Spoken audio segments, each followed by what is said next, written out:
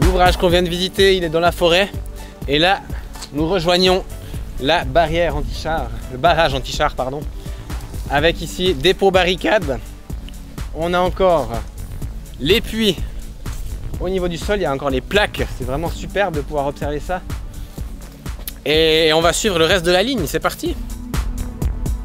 Au bout de ce fossé, on retrouve le 9e point de passage avec le dépôt barricade ici.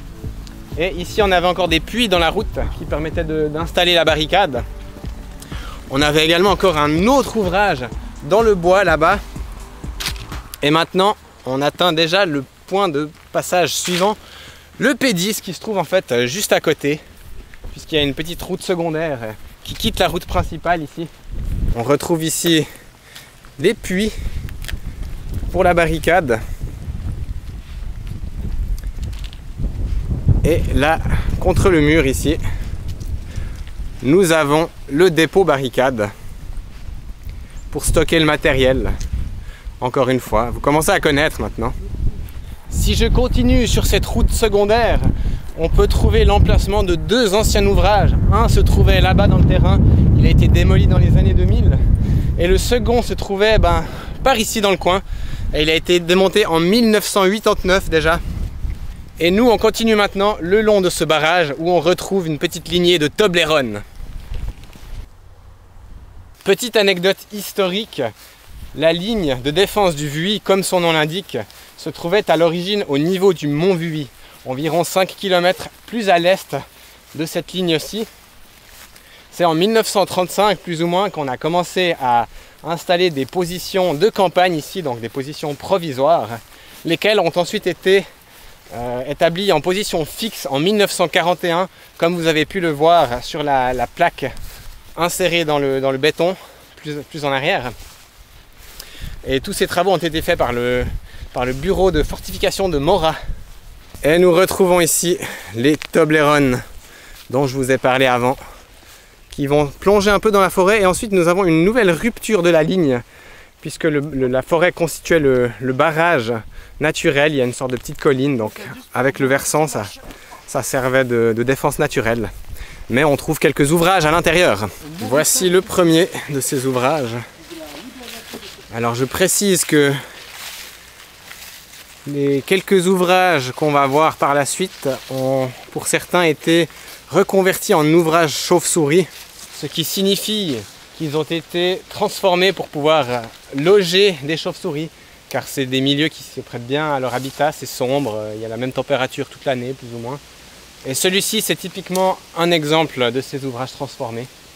Il est assez impressionnant avec ce tronc là, coupé comme ça, qui s'est cassé. Ils sont vraiment beaux. Donc cet ouvrage était ouvert en 2020. Je ne sais pas si c'est toujours le cas. On va aller regarder ça. Bon, il y a un gros tronc qui bloque l'accès. Est-ce que ça a été fait volontairement? C'est possible.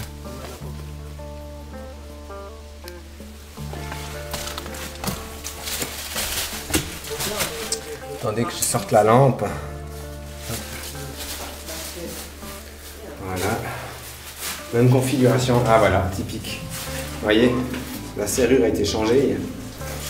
Et on a une ouverture qui a été faite dans la porte. C'est justement pour que les chauves-souris puissent rentrer et sortir à leur guise. Mais donc de toute façon on ne va pas pouvoir rentrer, et même si on pouvait on ne serait pas allé parce que c'est la période où les chauves-souris elles hibernent.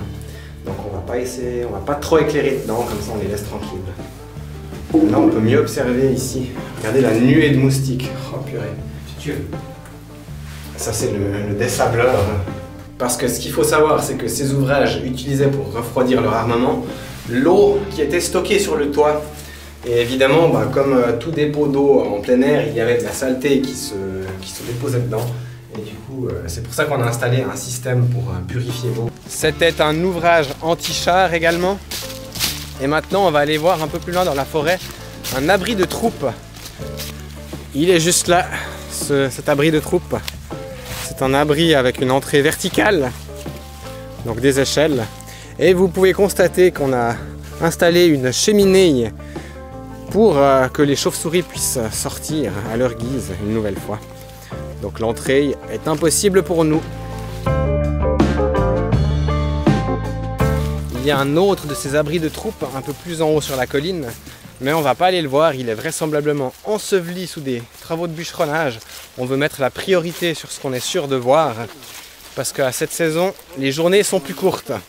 Et on continue tout de suite avec ce poste sanitaire, qui est ouvert d'ailleurs, et qui comporte... Ah non, oui, elle est là.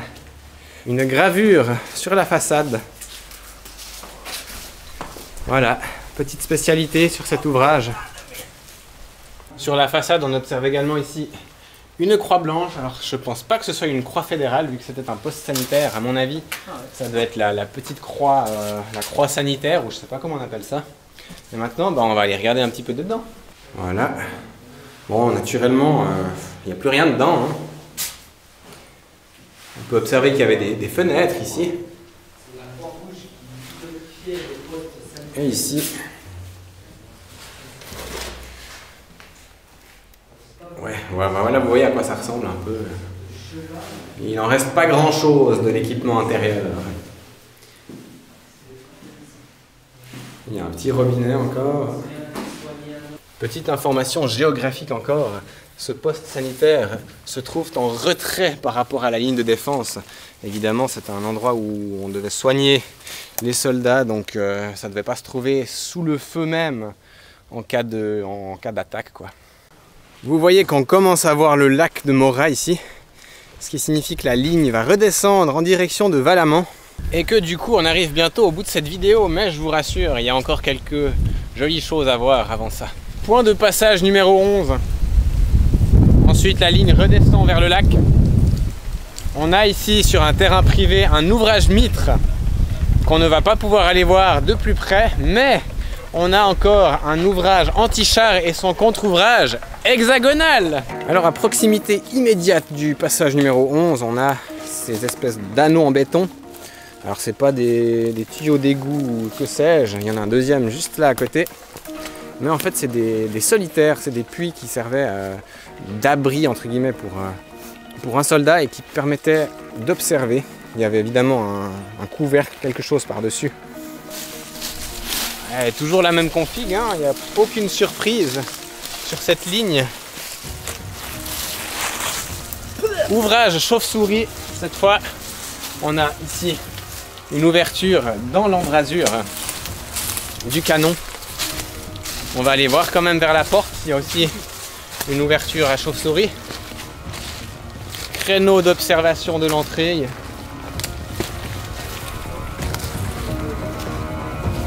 On va sortir la lampe, je crois. Ouais, chauve-souris. Aussi de ce côté-là, vous voyez. La petite ouverture. Et voilà son contre-ouvrage hexagonal. Il est joli celui-là, avec son petit sapin sur le toit.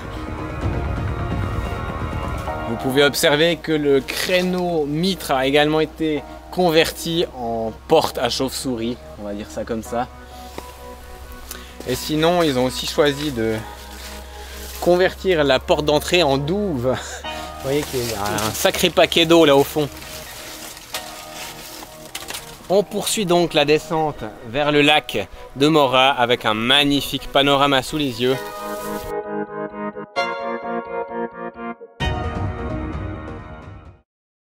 Petite surprise ici, en descendant le long du barrage, on retrouve une porte d'un ouvrage militaire. On peut affirmer ça parce qu'on observe sur le côté un petit créneau mitre. Mais alors aucune idée à quoi il servait. On n'a pas d'infos à son sujet. Je me demande s'il ne s'agit pas d'un créneau de tir mitre qui donnerait dans le mur. Et là on a encore un petit passage à travers le barrage. C'est assez étonnant. Évidemment on pouvait obstruer l'accès en insérant ici des éléments qui permettaient de former deux cloisons pour bloquer le chemin en cas d'invasion. Bon, et bien encore un de ces passages, une nouvelle fois, c'était certainement pour permettre aux agriculteurs de passer puis utiliser les champs comme d'habitude, en temps normal. D'ailleurs, on peut observer juste au-dessus ici de ce fameux passage les éléments, les poutres qui permettaient de de bloquer l'accès, donc c'était du lourd, vous voyez. Il devrait normalement y avoir un créneau de tir mitre encore dans les environs. On a en tout cas quelque chose de très impressionnant ici. Un système de pieux à nouveau pour fermer le passage, empêcher des véhicules ennemis de passer. Avec une lignée de Toblerone encore qui plonge au cœur du village de Valamand. Vous voyez comme c'est particulier d'avoir cette lignée de Toblerone qui vient au cœur de ce village. C'est un petit village, hein. Vous voyez la taille des maisons, c'est pas le gros truc. Ce qui nous amène directement auprès du passage numéro 12, ici avec la route. Et on peut encore observer d'ailleurs le dépôt pour la barricade ici derrière. Donc les vestiges de la barricade sur la route, ils ont complètement disparu. Mais ici au pied de la maison, on a encore les traces des puits qui ont été bétonnés pour certains. Et pour d'autres, on a encore les plaques qui sont visibles. Donc c'est vraiment tout à fait singulier d'avoir cette configuration ici, avec ces maisons qui forment en fait le barrage. Pour la suite, le barrage se poursuit sans obstacle, c'est-à-dire qu'on a en fait le vallon avec un petit ruisseau qui reprend et c'est de nouveau un obstacle naturel. Et c'est là qu'on va se glisser maintenant. Et nous retrouvons un ouvrage mitre ici qui défendait le chemin forestier, qui était donc aussi un obstacle naturel. Pas mal cette ligne quand même, hein? Top, franchement top. Ah, ça vaut vraiment la peine, c'est vraiment chouette. Pas mal à marcher quand même, il y a pas mal de zigzags à faire, mais franchement... Mais de beaux ouvrages. Des très beaux ouvrages, avec des camouflages peints sur les murs, c'est quand même remarquable ça. Certains sont encore en très bon état même. Alors, le petit chemin d'accès, avec une double volée de marche.